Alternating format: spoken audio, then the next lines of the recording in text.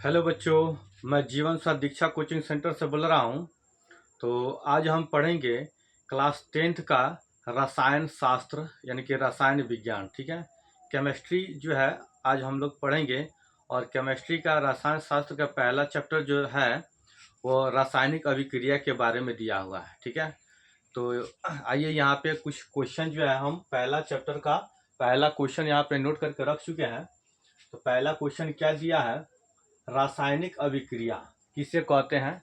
तो विभिन्न परिस्थितियों में जब एक पदार्थ दूसरे पदार्थ के साथ मिलकर या स्वयं ही एक या अधिक नवीन पदार्थ प्रदान करता है और नवीन पदार्थ के गुण मूल पदार्थों के गुणों से भिन्नता रखते हैं, तो ऐसी क्रिया को रासायनिक अभिक्रिया कहते हैं। ठीक है, ये रासायनिक अभिक्रिया हो गया। ठीक है, उसके बाद दूसरा क्वेश्चन है अभिकारक किसे कहते हैं।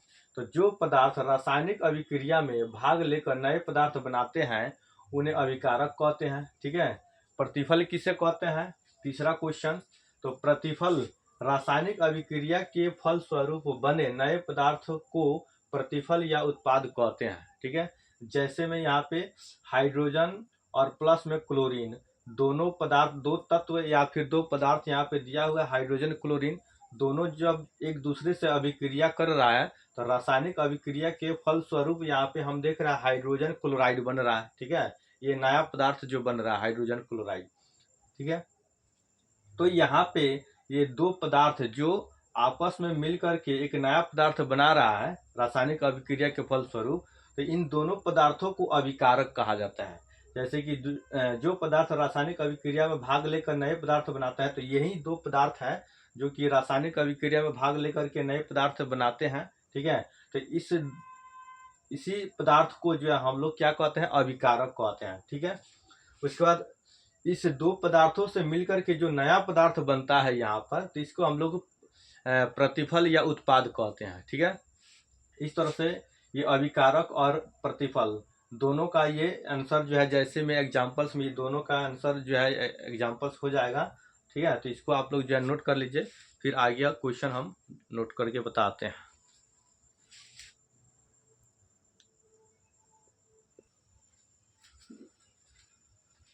हाँ तो बच्चों, अब जो है चौथा क्वेश्चन हम देखेंगे। चौथा क्वेश्चन यहाँ पे नोट किए हुए हैं पहले से, रासायनिक समीकरण किसे कहते हैं। ठीक है, तो रासायनिक संकेतों तथा सूत्रों की सहायता से किसी वास्तविक रासायनिक अभिक्रिया के संक्षिप्त निरूपण को रासायनिक समीकरण कहा जाता है। जैसे कि यहाँ पे हमने नोट किया है मैग्नीशियम प्लस ऑक्सीजन। ठीक है, तो मैग्नीशियम प्लस ऑक्सीजन जब दोनों तत्व जो है अभिक्रिया करता है तो यहाँ पे एक मैग्नीशियम ऑक्साइड बन रहा है, एक नया तत्व बन रहा है। ठीक है, तो ये जो है दो पदार्थ जो आपस में मिल करके एक नया तत्व बनाते हैं, तो इस पूरे यहाँ से लेके यहाँ तक का जो समीकरण है, ठीक है, यहाँ से लेके यहाँ तक का जो समीकरण है, इसी को जो है हम लोग रासायनिक समीकरण कहते हैं। ठीक है, उसके बाद पांचवा नंबर क्वेश्चन यहाँ है, रासायनिक संकेत किसे कहते हैं। तो किसी तत्व को प्रदर्शित करने के लिए उसके संपूर्ण नाम के स्थान पर, यानी किसी तत्व को जो प्रदर्शित करने के लिए उसके संपूर्ण नाम के स्थान पर जो संक्षिप्त रूप प्रयोग में लाया जाता है उसे उस तत्व का रासायनिक संकेत कहते हैं। ठीक है, तो जैसे कि यहाँ पे देख रहे हैं कि किसी भी तत्व को प्रदर्शित करने के लिए उसके संक्षिप्त रूप जो है यहाँ पे Mg यानी कि मैग्नीशियम का संक्षिप्त रूप Mg से इसको प्रदर्शित किया गया है, ऑक्सीजन को O2 से, हाइड्रोजन को H2 से, और जिंक को Zn और कैल्शियम को Ca। इस तरह से ये पूरे नाम के स्थान पर जो संक्षिप्त रूप जो है इसका प्रयोग में लाया गया है, इसी को हम लोग जो है रासायनिक संकेत कहते हैं। ठीक है, उसके बाद अगला क्वेश्चन है यहाँ पे रासायनिक सूत्र किसे कहते हैं। ठीक है, रासायनिक संकेतों की सहायता से किसी तत्व अथवा यौगिक के एक अणु को प्रदर्शित करने वाले संक्षिप्त रूप को रासायनिक सूत्र कहते हैं। तो जैसे कि यहाँ पे रासायनिक संकेतों की किसी तत्व या यौगिक के एक अणु को प्रदर्शित करने वाले जो संक्षिप्त रूप है उसको रासायनिक सूत्र कहते हैं। जैसे कि यहाँ पे मैग्नीशियम ऑक्साइड हो गया, जिंक सल्फेट हो गया, और ये हाइड्रोजन सल्फेट हो गया। ठीक है, ये क्या है, तो ये हमारा रासायनिक सूत्र है। ठीक है, तो ये क्वेश्चन जो है आप लोग फटाफट से नोट कर लीजिए, फिर जो है हम अगला क्वेश्चन जो है हम नोट करने वाले हैं, ठीक है।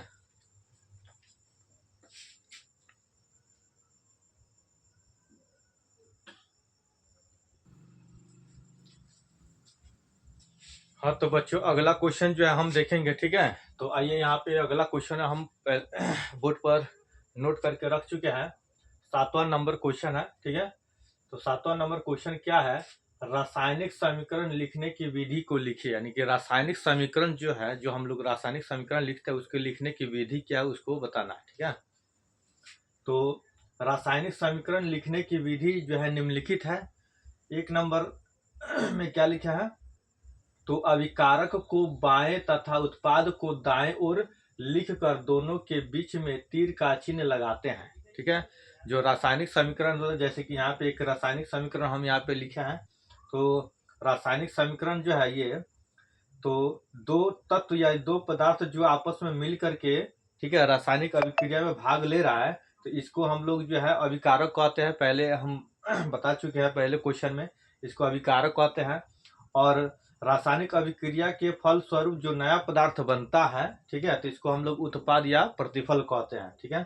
तो वही चीज है कि अभिकारक को बाएं ओर, ये अभिकारक है, ठीक है। दो पदार्थ जो रासायनिक अभिक्रिया में भाग ले रहा है तो ये अभिकारक है, ठीक है। तो इसको बाएं ओर जो है तथा उत्पाद को दाएं ओर, ये जो उत्पाद जो नया पदार्थ बन रहा है इसको दाएं ओर जो है लिख कर दोनों के बीच में जो है तीर का निशान जो है लगाते हैं, ठीक है।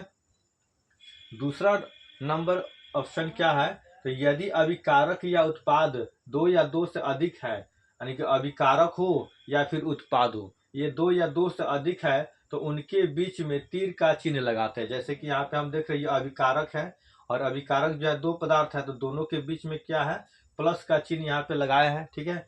उसके बाद ये उत्पाद है जो जिंक सल्फेट और हाइड्रोजन दिया है। तो उत्पाद जो है दो तत्व है, इसलिए दोनों तत्व के बीच में क्या है, प्लस का चिन्ह लगाया है, ठीक है।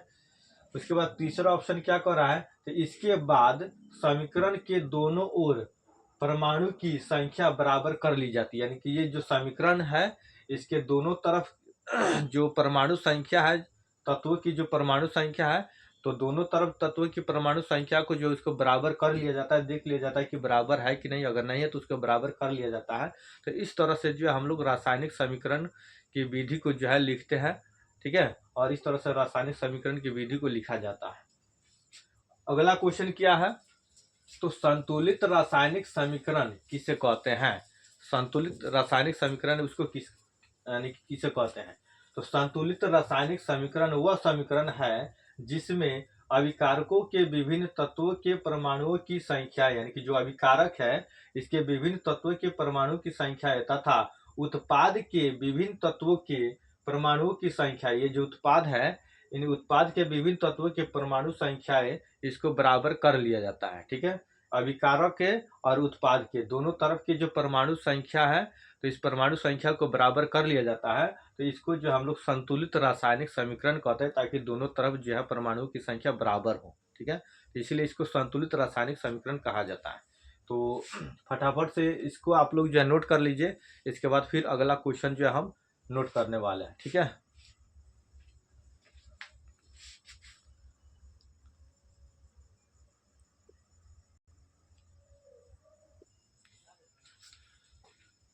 तो बच्चों अगला क्वेश्चन जो है हम यहाँ पे नोट करके रख चुके हैं, ठीक है। ये 9 नंबर का क्वेश्चन देखिए, असंतुलित रासायनिक समीकरण क्या है, ठीक है, या किसे कहते हैं।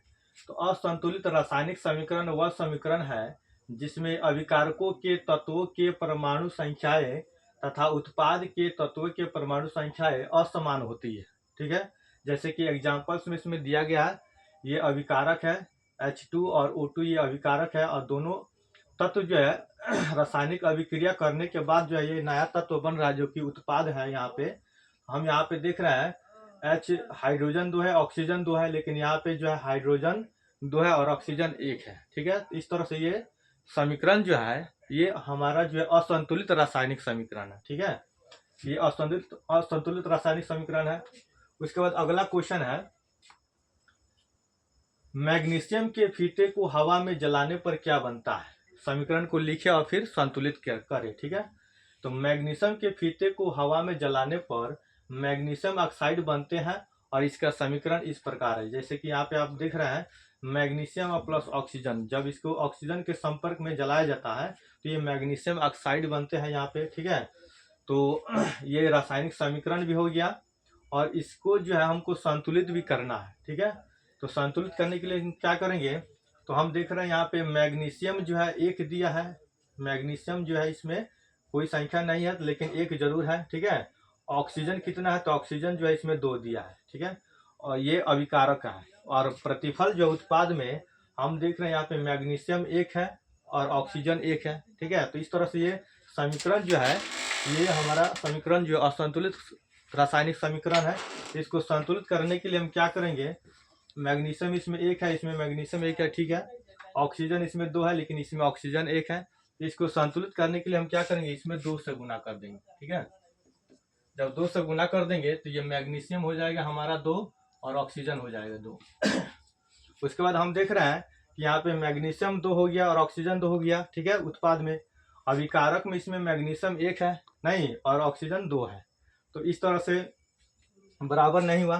तो इसको बराबर करने के लिए हम फिर क्या करेंगे, इसमें भी हम 2 से गुना कर देंगे, ठीक है। जब 2 से गुना कर देंगे तो यहाँ पे मैग्नीशियम जो है 2 हो गया, ठीक है। और इसमें भी मैग्नीशियम जो है 2 हो गया, इसमें ऑक्सीजन 2 हो गया और इसमें भी ऑक्सीजन 2 हो गया। तो इस तरह से जो है ये रासायनिक समीकरण जो हमारा संतुलित हो चुका है। और यहाँ पे जो हम गुना में लिखे हैं, ठीक है, 2 से गुना किया है तो इसमें जो हम यहाँ पे 2 लिख देंगे और इसमें जो 2 से गुना किया है तो इसमें भी हम 2 लिख देंगे, ठीक है। तो इस तरह से ये रासायनिक समीकरण जो हमारा संतुलित हो चुका है, ठीक है। तो इसको आप लोग जो है नोट कर लीजिए, फिर अगले वीडियो में जो है हम आपसे मिलते हैं, ठीक है।